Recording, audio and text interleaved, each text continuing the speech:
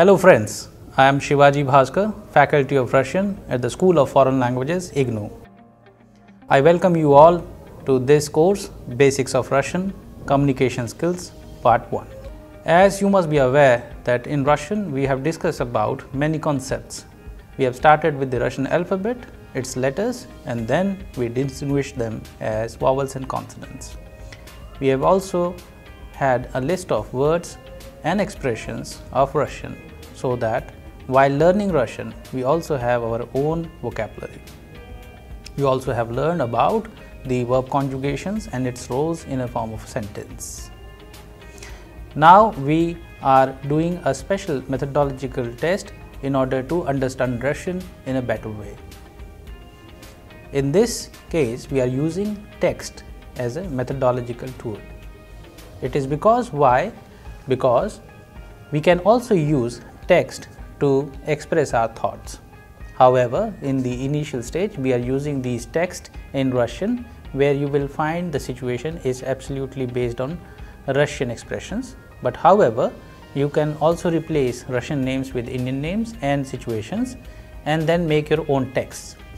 So before I start, I would like to recommend you all to note them down, the special words and expressions which you have learned, and then we will have some examples. So before that, let me tell you the text once again and then we'll discuss a few examples. Alright, so the text is: Это Антон Петрович, он инженер, он хороший специалист, ему 45 лет. Антон Петрович добрый человек, а вот его жена Вера Васильевна. Она тоже инженер, ей 41 год, она очень добрая женщина. Они вместе работают. Сегодня воскресенье, они отдыхают дома. Сейчас Антон Петрович пишет письма. Он любит писать длинные письма. А Вера Васильевна готовит обед.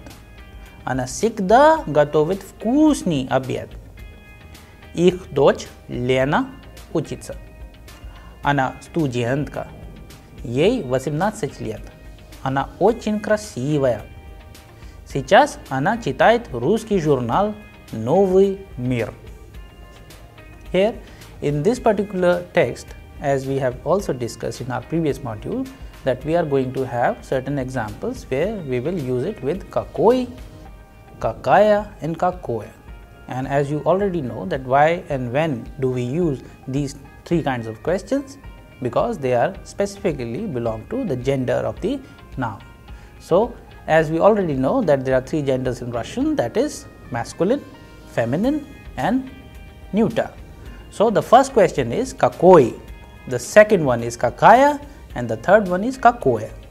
So now we will be having a few examples so that you understand it clearly when and how to use kakoi, kakaya or kakoya.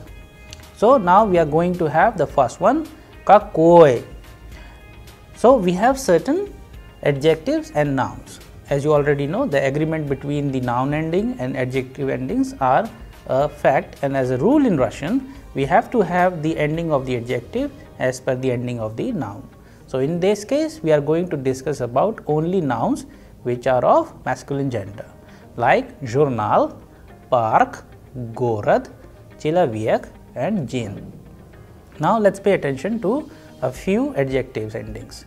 Новый, красивый, маленький, хороший, последний. Now let's have them as simple sentences. Новый журнал, красивый парк, маленький город, хороший человек, последний день. And now understand the meaning. Новый журнал means new journal. Красивый парк means beautiful park. Маленький город means small city. Хороший человек means good person. And последний день means last day. Here you can also look at the ending of these adjectives. I kratki in case of новый, and it is agreeing with the ending of the noun, that is journal. In case of красивый, маленький and хороший, you have seen a slight difference. In krasivi, it is ending with u, i kratki, whereas in malenki, it is ending with i kratki. In kharoshi, in pasledni, the case is similar. And as a rule, you already know that when do we have u, i kratki? When we have a consonant which is hard ending. Whereas in case of certain consonants like sha, n, we are having the ending of i kratki. And since we have also learned about the usage of soft sign or tyordi znak and myakki znak, in this case we are talking about myakki znak and tyordi znak is hard sign. So in this case, in malinki, we have i kratki because it is preceded by k. So k, sh and the, we have simple exercises, whereas in certain cases like we have ve, we are ending the adjective ending with u, i kratki. So novi journal, krasivi park, malenki город, хороший человек and последний день. Here I would like to tell you one example. The noun is park, as it has been borrowed from the English language, and you will find certain other such examples which exist in Russian, so that it is very useful and easy for you to remember some of the words like park. Okay, now let's go ahead and pay attention to certain examples of zhensky rod or the feminine gender. How do we frame the question? With Kakaya. Kakaya. Novaya kniga. Krasivaya девушка. Маленькая рубашка. Хорошая женщина. And последняя статья. In this case, if you pay attention to the ending of the adjective, we have aya and ya. As you already know that the endings which of the noun, if we have the ending with a and ya, it is feminine gender. So as a rule of the Russian grammar, the ending of the noun determines the ending of the adjective. That is why whenever we are having kniga, девушка, рубашка, the ending of the adjective is novaya, krasivaya, malenkaya. So please pay attention to this aspect. Then if you pay attention to the last example which we are using here is stachya. But if you pay attention to the ending of the adjective is ya, последняя stachya. So these are peculiar examples which you need to remember in order to communicate in Russian efficiently. However, we will be discussing about these endings in a dedicated module. Alright, now let's learn the meaning of these sentences. However, they are simple because it is just the agreement between the adjective and the noun. However, they make sense. Novaya kniga, new book. Krasivaya девушка, beautiful girl. Маленькая рубашка, small shirt. Хорошая женщина, good woman. And последняя статья, the last article. So on the basis of these kind of examples, you can also make your own examples. However, please pay attention to the ending of the noun as well as ending of the adjective so that you make correct sentence. Alright, now let's go ahead and pay attention to the last Kakaya. When do we use Kakaya? In case of when we have a noun which is of neuter gender. So we have certain examples with us. The words are like окно, здание, дерево, пальто and здание. So there is a very big difference between zdание and zadание. But however, we have seen and observed that most of the students, if they don't pay attention to a particular udareni or the stress, they make certain sounds and certain pronunciations which are very similar in case of zdanie and zadanie. But since both are different words and different meaning, so please pay attention to this aspect as well.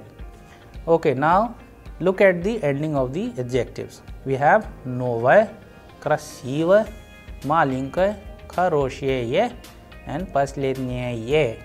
So as a rule, the word which ends with O and ye, they belong to neuter gender. Absolutely. So that is why whenever we are having the adjectives, they must also agree with the ending of the noun. Новое окно, красивое здание, маленькое дерево, хорошее пальто, and последнее задание. So let's learn the meaning of these a few words which we have along with the adjective endings we have. So новое, ое, the ending is ое, whereas in хорошее and последнее it is е. Okay. So новое окно, new window, красивое здание means beautiful building, маленькое дерево means small tree, and likewise you have many other examples. And we also would like to recommend you all, while learning Russian, you may please also look at the dictionaries in order to understand the meaning and gender of several nouns. Along with, please pay attention to the ending where you will have your adjectives in order to express the particular thought in a better way.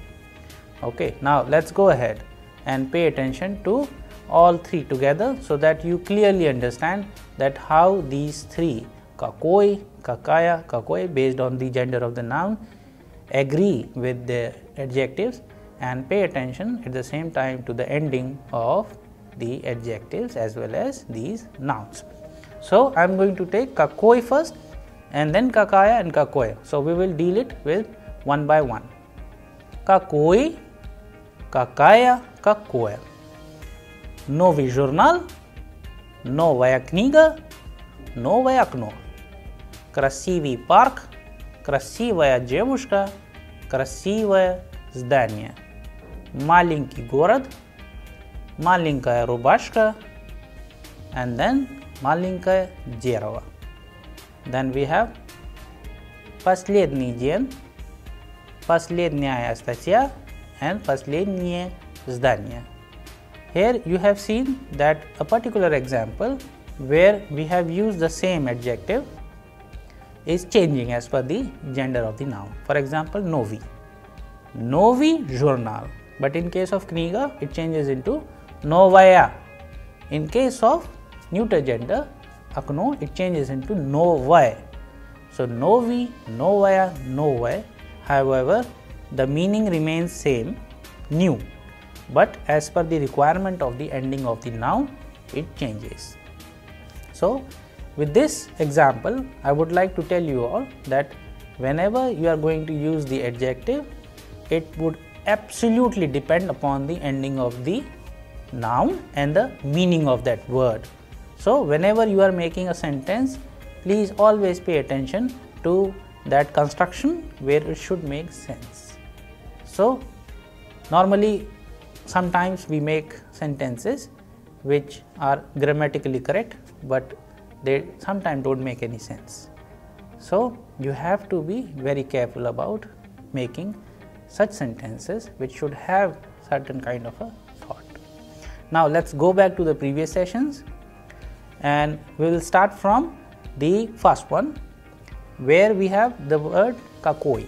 So when I am framing a question, kakoi, I actually mean to say that I am asking a question. So, какой это журнал? Suppose if I am asking a question, and as a rule, you already know that at end of the sentence, if it is a question, of course, the pitch of the sound would rise. So, if I am framing a question with the help of какой, and please pay attention to the pitch of the sound, какой это журнал. So which kind of? So here it is very clear that I am asking about the particular type of something. So in this case, what kind of journal is this? It is a new journal. It can also be changed with good journal or a bad journal. Okay, so you can replace it with other adjectives as well, but the question would remain same and the style of asking the question would also remain same. Какой это журнал? Which kind of, what kind of journal is this? Это новый журнал. This is a new journal. Then you can make another question with красивый парк while using какой. Какой это парк? Это Krasivi park. This is a beautiful park. If I am asking a question, what kind of park is this? And then the third one, Malinki Gorad. I can ask a question, Kakoi eta Gorad. So I can also say this is a small city, eta Malinki Gorad. Okay. So you have a fair idea now how to frame questions. Now let's go to the Kakaya. Here we again have a few examples with us. Let's pay attention how do we construct an interrogative sentence while using Kakaya. Kakaya eta kniga? Eta novaya kniga. So I am asking what kind of book is this, and you are answering this is a new book, novaya kniga. You can also replace it with kharoshaya kniga, plakhaya kniga. Okay, these kind of questions you can also make and answer them accordingly. And further in affirmative you can also answer eta novaya kniga. I can say the eta novaya kniga. And if I want to use niyat, I can also use niyat eta ni novaya kniga. This is not a new book. So you have a set of 4 different style of expressions where you can use the question, then you can answer in a simple manner, then in affirmative and in negative with the help of niyat. So the next one is Krasivaya девушка.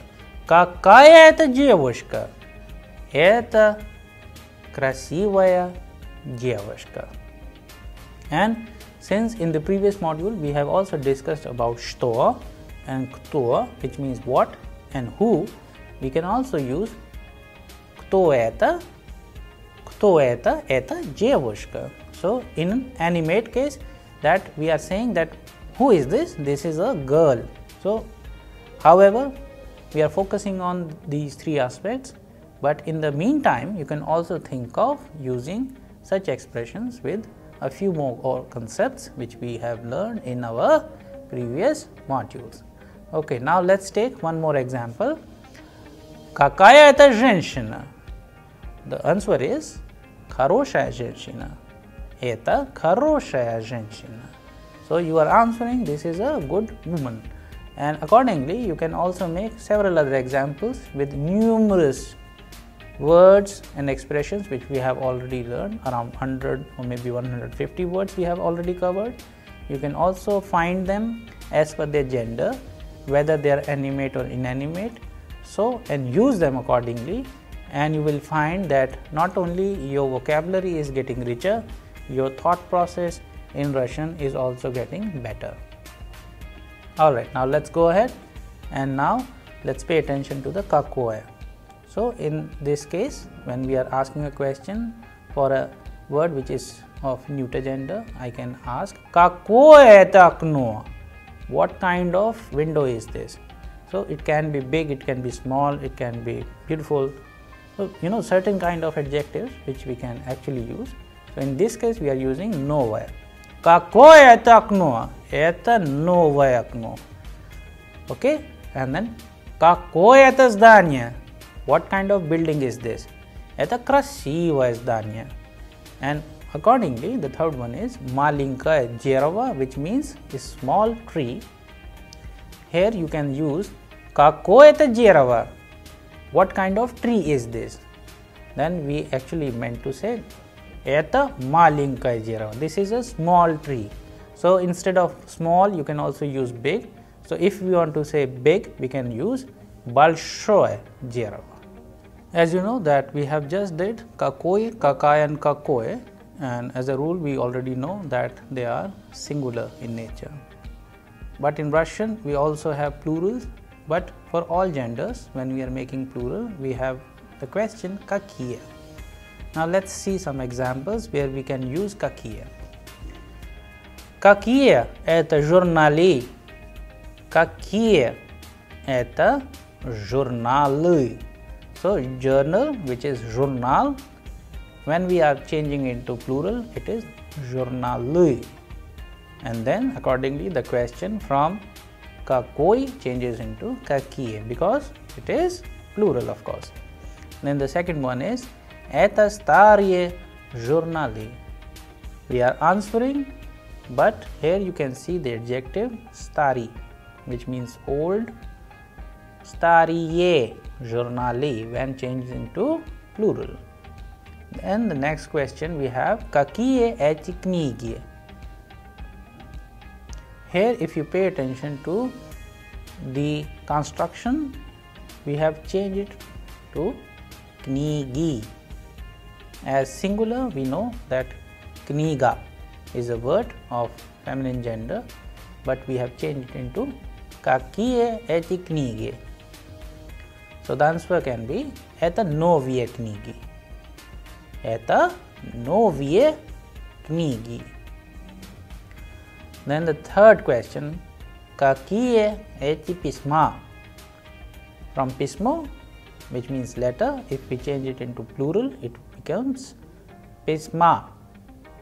Это последние письма. So from письмо to письма, accordingly the adjective also changes to последние письма. You can also have certain other examples where you can change it with the adjectives. But as a rule, whenever we are changing into plural, both the adjective as well as noun will change. So there has to be absolute agreement between the endings of noun as well as adjective, even if they are in plural form. Okay, I hope this concept is absolutely clear to you now. Let's go ahead and pay attention to a new concept which we are going to talk about.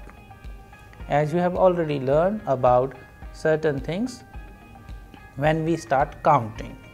In our previous module, we have discussed about chas. When we were saying Katori chas, what's the time? So we have said Ajin chas, Dwa chissa, Tri chissa, Chitiri chissa and Pya chisov. I hope you remember. So now we are going to discuss about counting in Russian in a very detailed manner. So as a rule, whenever we are counting, we have certain pattern and there is absolutely clarity in that whenever and how to use it. However, for masculine and for feminine, the counting remains largely same but changes in certain points. Like if I have one friend, I would say Ajin drug. If I have two friends, I would say Dva druga, 3 druga, 4 druga. But whenever I am saying 5, I am saying Pyach druzye, masculine gender. Now in feminine, if I want to say sister, sistra, adna in place of ajin, it changes into, as per the gender, adna sistra, dve sistri, whereas in the masculine gender it was ajin drug, dva druga, or ajin brat, dva brata. But in case of feminine gender, adna sistra, dve sistri, then 3 remains sistri, chitiri remains sistri, pyach changes into sischor. So I hope this very important point is clear, that even in counting we do change, and you will be learning about this in a dedicated module of Raji Chilni Padyesh or the genitive case. Okay, but before that, let's count from 1 to 10 so that we understand how to count in Russian. So ajin means 1, dva means 2, 3 means 3, chitiri means 4, pyach means 5. Then we have shest means 6, sem means 7, vosim means 8, jevich means 9 and jesich means 10. This is the basic counting which every student must learn quickly in order to count certain things. However, the counting goes on and on, but the rule which we are going to apply in Russian remains same. So, for example, if you want to say Ajin brat, so one brother. If you want to change it into one sister, Adna sistra, and likewise when we are counting, as you have counted Ajin chas, dua chissa, tri chissa, chitiri chissa, pyach chisov, you can also change it as per the requirement of the nouns ending. Now let's go back to the previous part. Here you can pay attention to how do we count 11. Aji nath sach, dvi nath sach means 12, tri nath sach means 13, chitir nath sach means 14, and pit nath sach means 15. So Ajin, Dwa, Tri, Chitiri, Pyach, Shest, Sem, Voshim, Jevich and Jesich. Then we have Ajinatsach means 11, Duinatsach means 12, Trinatsach means 13, Chitirnatsach means 14 and Pitnatsach means 15. Then further we have Shisnatsach means 16, Simnatsach means 17, Vasimnatsach means 18, Vitnatsach means 19 and Dwatsach means 20. And likewise again, Dwatsach Ajin, Dwatsach Dwa, Dwatsach Tri, Dwatsach Chitiri, Dwatsach Pyach, Dwatsach Shest, Dwatsach Sem, Dwatsach Voshim, Dwatsach Jevich and Tritsach.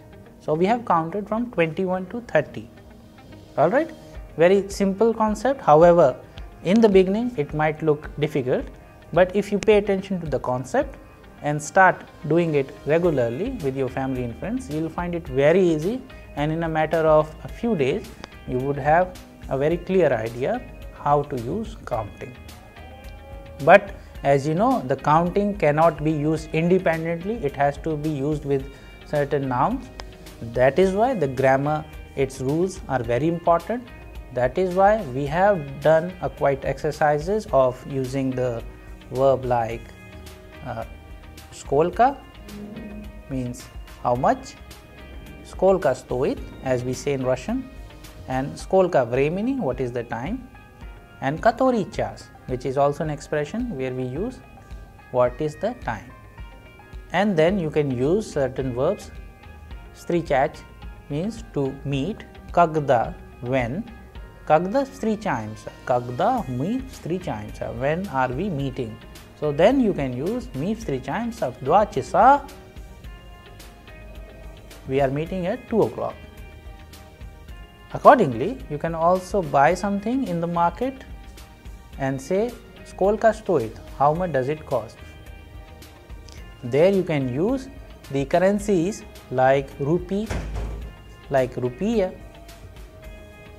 you can use ruble, you can use dollar, and how to use them in counting, that we will be learning in our dedicated sessions.